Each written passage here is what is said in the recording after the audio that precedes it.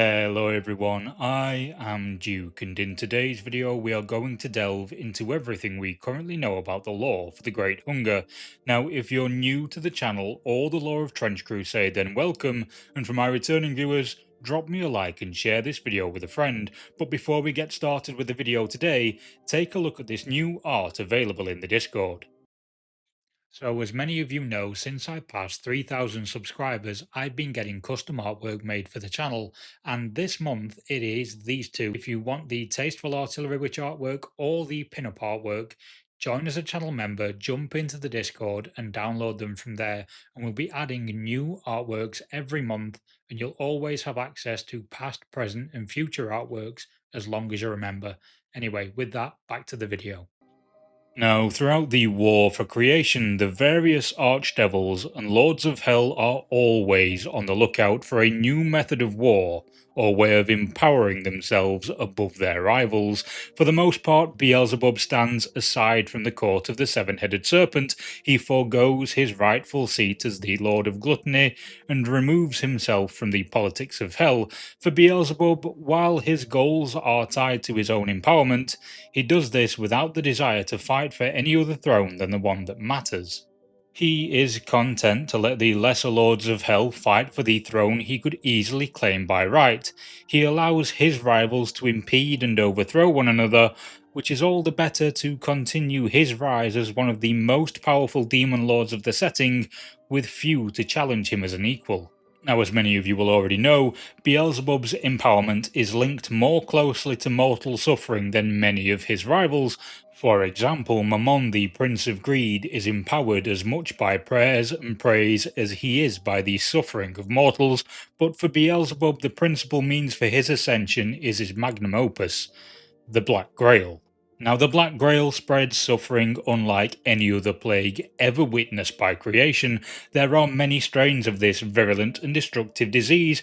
Many of the strains of the Black Grail will attack the body of the victim, withering them to a rotten husk before enslaving their remains to the insidious will of Beelzebub. All the while, the victims' minds are racked with the horrors of witnessing the atrocities their bodies now commit in Beelzebub's name. The victims of the Grail are not even safe on a spiritual level, as the Black Grail even assails their very souls. This complete and total torture inflicted by most strains of the Black Grail offers great empowerment to Beelzebub, who revels in the suffering of those who have fallen to the disease. Some of the mortal followers of Beelzebub who truly share his vision of a world consumed with rot may be judged as worthy to join the infernal ranks of his twisted nobility, becoming plague knights or corpse guard. Other mortals will be infected with these slower acting strains of the Black Grail carried by the clergy of the Order of the Fly. Now, these creatures of Beelzebub are infected with a variant of the disease that prioritizes warping the mind above the physical effects seen in other strains. While a victim of the strain of the Order of the Fly will turn into a rotten, withering husk, they will first act as missionaries to spread Beelzebub's gluttonous gospel. This is how the clergy were able to capture Avignon after breaching the faithful cordon in the wake of the Corpse Wars. Unaffected by the death of the hegemon Yersinia Rex, the Order of the Fly were still empowered and capable fighters, their strength linked directly to Beelzebub himself. Their strain had infected the Cardinal of Avignon, who opened its gates in the night to welcome their forces. As a reward for his betrayal, the Cardinal has ruled over Avignon in Beelzebub's name as its anti-pope ever since. And many of the strains of the Black Grail, like the ones mentioned above, are virulent and deadly, leading to rapid spread and burning through the Levant like wildfire. Above all, the Black Grail is Beelzebub's tool to conquer, to claim revenge against Yahweh for the perceived slights of old, and pestilence is his weapon of choice in mockery of the plague sent against his followers by God. And while many strains are unique, there is one strain that is very different from the others. Many strains are tests, others are built for a specific task or purpose. If a strain is too virulent but not deadly enough, it may spread wide, but the risks of developing a cure are high. If a strain is too corrupting and deadly, it will swell Beelzebub's power only temporarily before the death toll renders the strain unable to spread. But no matter whether the strain is a test or a fully formed disease, the Black Grail inflicts corruption on all things in creation, from the largest living organism to the smallest insect. Even the earth itself falls prey to the demonic disease. So the question there is, what happens to the earth?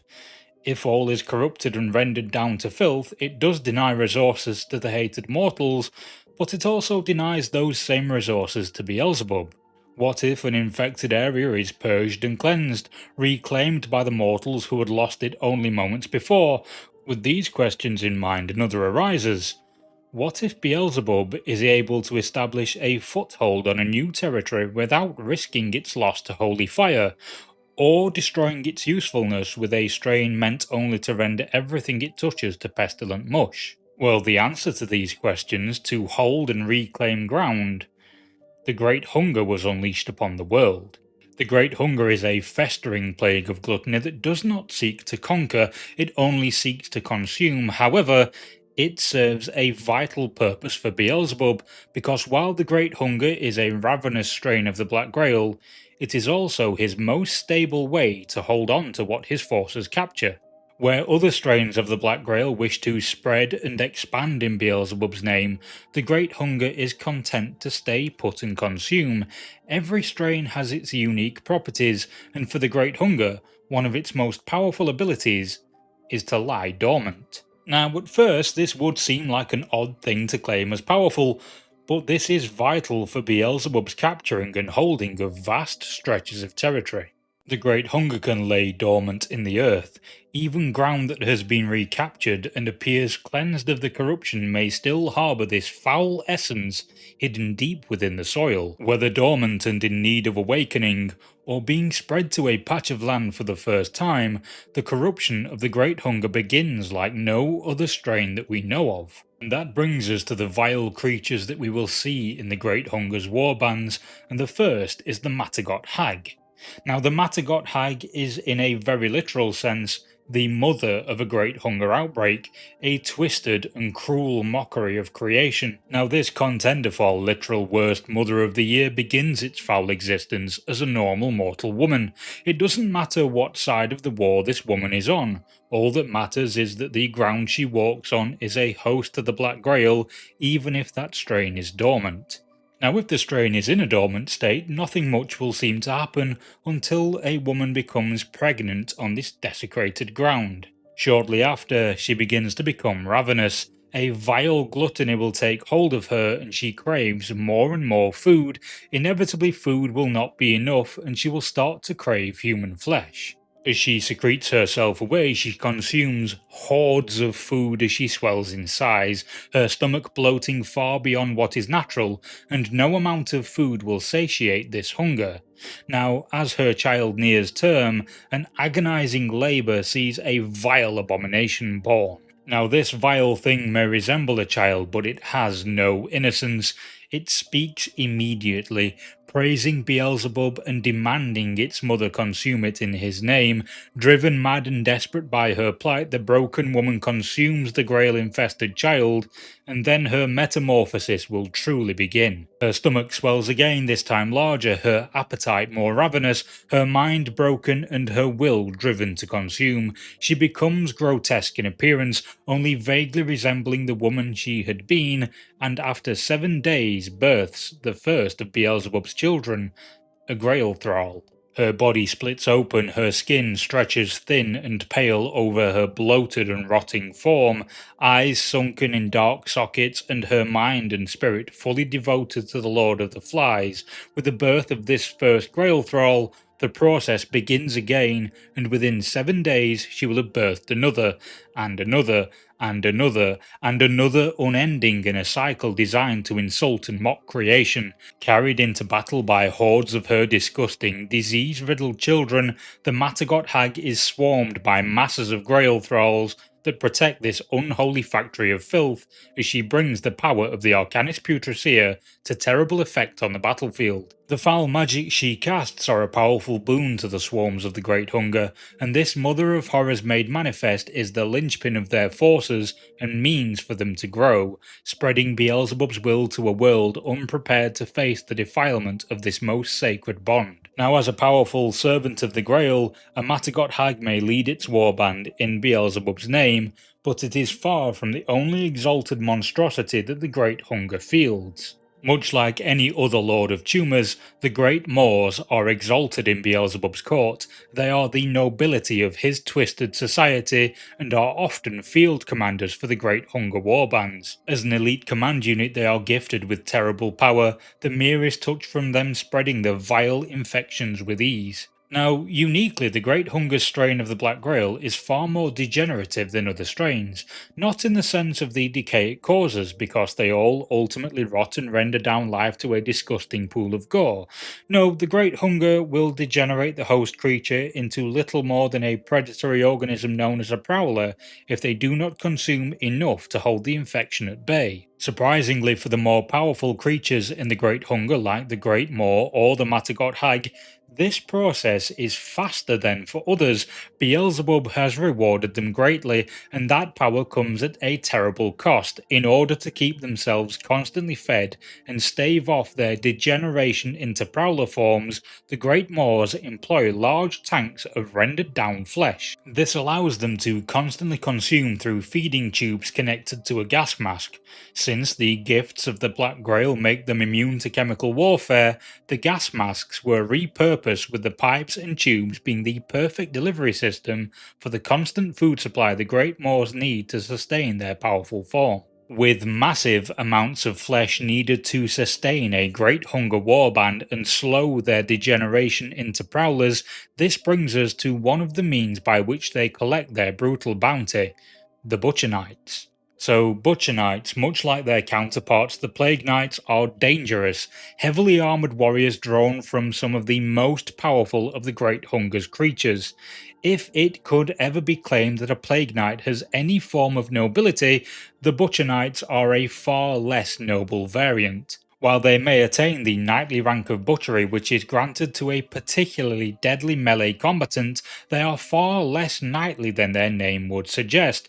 These lumbering monsters are far wider and heavier than their Plague Knight cousins, and use this incredible bulk to their advantage as they drag every corpse and combatant kicking and screaming to the waiting mouths of their warband. Unsurprisingly, the Great Hunger wastes no flesh in its rampages of consumption, and as everything ravenously gorges on the casualties of war, this does leave little behind long enough to coagulate into the heralds or amalgam forms of other Grail warbands, though in truth, the Great Hunger has its own powerful creatures that act in their stead, but more on those later. So with these elite creatures being the perfect targets for assassination or surgical strike, there are bodyguard organisms known as desiccated husks, tasked with protecting them. These vile beings are much like the corpse guard seen in other Grail warbands, but much fewer in number. Where a corpse guard is fused with a parasitic tick, the desiccated husk is a mass of writhing maggots and worms in a roughly humanoid shell. As the worms spread through their host body, they corrupt, mutate, and twist the mortal's form into one more pleasing to Beelzebub. In battle, they are deadly warriors, and their gluttony leads them to rip and tear into their enemies to heal their bodies by feeding the parasite within them. This, along with the undead fortitude that all Grail creatures share, makes them far harder to destroy than other Grail organisms. If clad in heavy armour, these walking maggot farms can absorb a horrific amount of damage, which saves the more elite creatures they are bodyguarding from harm.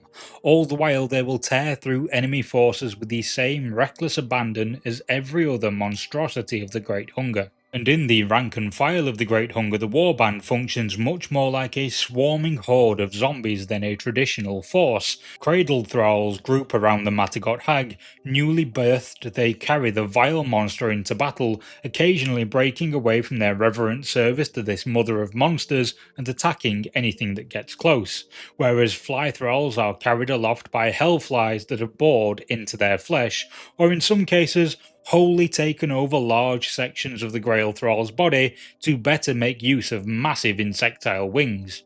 And on the ground, shambling Grail thralls will slowly but surely trudge their way through the mud and filth to drag down anyone they can lay their hands on. No matter which of the thrall variants you face in battle, All thralls of the Great Hunger carry ravenous infections that can pass on to an enemy combatant merely through proximity. Each one of them also possesses blighted claws that make them far more dangerous in combat than thralls seen in other Black Grail warbands. Not only will the thralls of the Great Hunger group together with other creatures to drag their enemies into the mud and rip them apart, but their sharpened claws can inflict terrible damage when they strike, especially if they attack a vulnerable or critical area.